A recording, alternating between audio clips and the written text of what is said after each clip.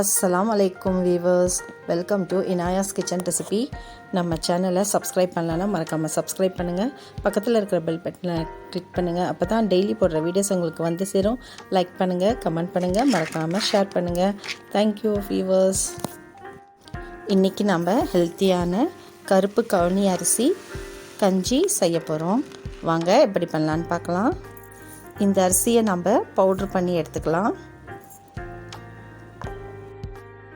இப்போ நம்ம பவுட்ரு பண்ணியாச்சு. ஒரு சாஸ்பேன் எடுத்துக்கோங்க.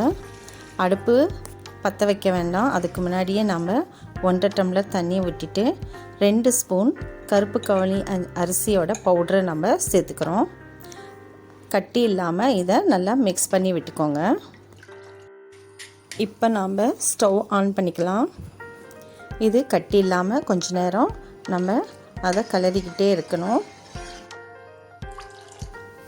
இது சுகருக்கு ரொம்ப நல்லதுங்க, ரொம்ப ஹெல்த்தியான ரைஸ் இது. இப்போ நான் இதில் 1.5 டீஸ்பூன் சால்ட் சேர்த்துக்கிறேன். இதை இப்போ ஒரு 10 நிமிஷம் கொதிக்க விடலாம்.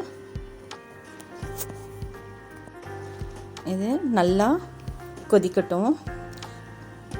நல்லா கொதிச்சுட்டு இது ஒரு திக்காக வரும். அப்போ நம்ம ஸ்டவ் ஆஃப் பண்ணால் போதும்.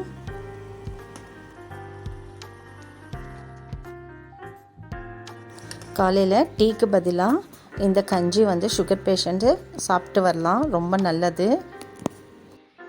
இந்த கஞ்சியில் உங்களுக்கு வேணும்னா தயிர் சேர்த்துக்கலாம், இல்லைன்னா சின்ன வெங்காயம் கட் பண்ணிவிட்டு அதை சேர்த்துக்கலாம். கொஞ்சம் மல்லி இலை, அதையும் நான் கொஞ்சம் கார்னிஷ் பண்ணுறேன்.